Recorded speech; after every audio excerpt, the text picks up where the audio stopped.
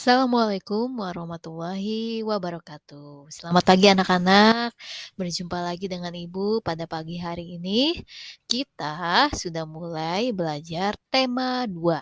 Nah, pada minggu-minggu yang lalu, anak-anak sudah belajar tema 1 dan juga sudah menyelesaikannya, sudah melaksanakan ulangan hariannya juga pada hari Senin, yaitu ulangan harian tema 1 dengan hasil yang memuaskan rata-rata. Terima kasih yang sudah mengikuti ulangan hariannya, anak-anak.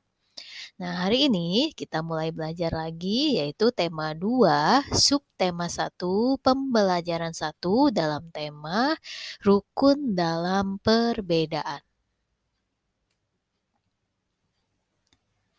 Materi pertama yang akan Ibu sampaikan tentang kata tanya untuk membuat peta pikiran suatu teks. Pasti anak-anak sudah mengetahui jenis-jenis dari kata tanya, yaitu apa, siapa, kapan, di mana, mengapa, dan bagaimana. Pasti masih ingat ya. Apa kata tanya untuk menanyakan hal atau peristiwa yang terjadi. Siapa kata tanya untuk menanyakan seseorang atau pelaku yang terlibat dalam suatu peristiwa. Lalu kapan kata tanya untuk menanyakan waktu terjadinya suatu peristiwa. Lalu di mana kata tanya untuk menanyakan tempat terjadinya suatu peristiwa. Mengapa kata tanya untuk menanyakan penyebab terjadinya suatu peristiwa. Dan terakhir yaitu bagaimana kata tanya untuk menanyakan cara atau proses terjadinya suatu peristiwa. Ya, diingat-ingat. Berarti apa untuk menanyakan suatu hal. Siapa itu untuk menanyakan seseorang ya. Siapa pembaca proklamasi. Nah, itu untuk menanyakan seseorang. Lalu kapan? Kapan itu biasanya untuk menanyakan waktu, misalnya harinya, jamnya, itu kapan. Lalu di mana itu menanyakan untuk menanyakan tempat. Mengapa itu menanyakan penyebab terjadinya suatu. Lalu bagaimana itu menanyakan cara atau proses terjadinya sesuatu. Nah, di sini materi yang kedua tentang makna proklamasi kemerdekaan bagi bangsa Indonesia. Kemarin anak-anak sudah merayakan Hari Kemerdekaan Indonesia ya pada tanggal 17 Agustus. Nah, ini berhubungan dengan proklamasi materi pada hari ini yaitu tentang makna proklamasi kemerdekaan bagi bangsa Indonesia. Di situ ada gambar Soekarno, presiden pertama kita, Presiden Indonesia itu Soekarno yang sedang membaca proklamasi. Apa sih maknanya? Yaitu maknanya menandai lahirnya bangsa Indonesia sebagai bangsa yang merdeka. Lalu puncak perjuangan bangsa Indonesia meraih kemerdekaan. Pengakuan dari dunia luar, bukti bahwa Indonesia merupakan bangsa yang mandiri. Yang terakhir adalah landasan untuk bersikap terhadap dunia. Nah, apa sih maksudnya? Di buku tema kalian sudah dijelaskan juga nih makna proklamasi kemerdekaan. Yang pertama kan tadi sebagai puncak perjuangan Indonesia. Berarti bangsa Indonesia telah dijajah selama bertahun-tahun oleh negara-negara Eropa sampai Jepang.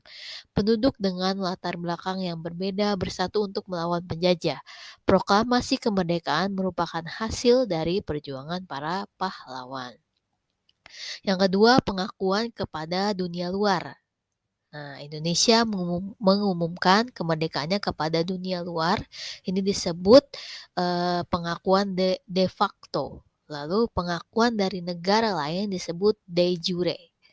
Yang ketiga yaitu menaikkan martabat bangsa, yaitu artinya pembacaan teks proklamasi memberikan pesan kepada negara lain bahwa Indonesia adalah negara yang bebas dari penjajahan, negara yang memiliki martabat dan negara yang mandiri. Lalu yang keempat, perjuangan sebagai negara baru. Indonesia adalah negara yang dibangun oleh rakyat dan untuk rakyat. Yang kelima adalah tonggak sejarah negara Indonesia. Pembacaan teks proklamasi merupakan awal dari masa kemerdekaan bangsa Indonesia. Nah, ini bisa kalian baca di buku tema 1, tema 2, anak-anak ya, nanti dibaca kembali. Nah, materi selanjutnya tentang cara tumbuhan menyesuaikan diri terhadap lingkungan. Di buku tema kalian ada teks tentang bunga teratai. Nah, ini berhubungan dengan cara tumbuhan menyesuaikan diri terhadap lingkungan.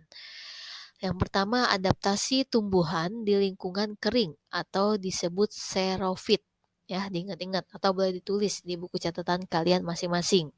Cara tumbuhan menyesuaikan diri terhadap lingkungan. Yang pertama, adaptasi tumbuhan di lingkungan kering atau xerofit. Nah, contohnya itu tumbuhan kaktus.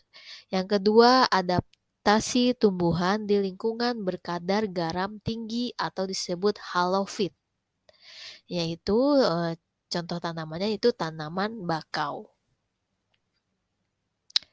Yang ketiga, adaptasi tumbuhan di lingkungan air atau disebut hidrofit.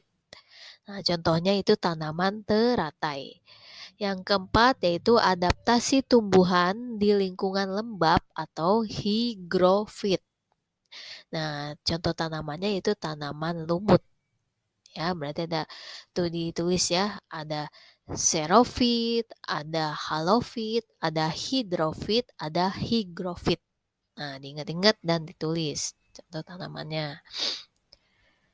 Selanjutnya, adaptasi tumbuhan di lingkungan miskin nitrogen atau minim nitrogen, yaitu tanaman kantung semar. Dan terakhir yaitu adaptasi tumbuhan untuk berkembang biak. Di sini tanamannya yaitu bunga rafflesia yang termasuk bunga langka di negara Indonesia, itu tanaman rafflesia. Nah, tanaman rafflesia ini memiliki adaptasi yang unik. Dia mengeluarkan bau yang menyengat ya seperti bau bangkai. Nah, ini bau menyengat ini untuk menarik perhatian serangga sehingga serangga yang hinggap di tanaman rafflesia ini membantu perkembangbiakan bunga tersebut ya. Jadi bunga rafflesia ini juga disebut bunga bangkai karena mengeluarkan bau yang menyengat seperti bau bangkai ya, bau yang tak sedap. Seperti biasa, di akhir video Ibu akan memberikan tugas kepada anak-anak. Yang pertama, halaman 2, anak-anak membaca teksnya dulu, teks tentang proklamasi kemerdekaan Indonesia. Lalu halaman 3 melengkapi peta pikiran.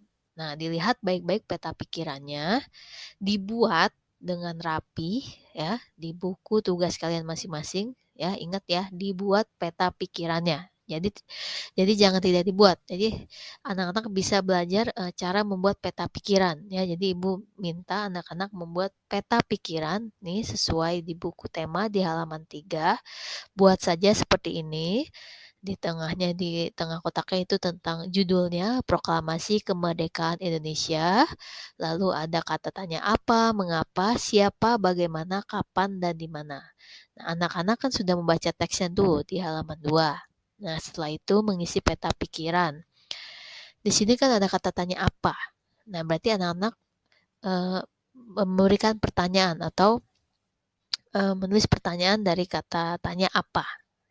Ya. Lalu misalnya di sini ada kapan. Nah, berarti kan kapan menanyakan waktu. Contohnya nih, kapan proklamasi kemerdekaan Indonesia dideklarasikan. Nah, itu bisa jadi pertanyaan untuk kata tanya kapan. Ya, bisa dipahami ya. Untuk anak-anak dalam menjawab tugasnya, dibuat peta pikirannya terlebih dahulu, dibaca teksnya. Setelah membaca teksnya, anak-anak membuat pertanyaan sesuai kata tanyanya. Di dalam kotak itu ada apa, mengapa, siapa, di mana, kapan, dan bagaimana. Tadi Ibu sudah contohkan, misalnya kata tanya kapan. Berarti pertanyaannya, kapan proklamasi kemerdekaan Indonesia dideklarasikan? Jangan lupa diberi tanda tanya. Itu saja, semoga anak-anak bisa memahami dan mengerti pembelajaran pada hari ini. Tetap semangat belajar dari rumah, tetap semangat mengerjakan tugas ya. Hilangkan rasa malasnya, pokoknya hilangkan rasa malasnya. Itu saja, dan jika ada pertanyaan, silakan WA Ibu, Japri Ibu. Selamat mengerjakan tugas.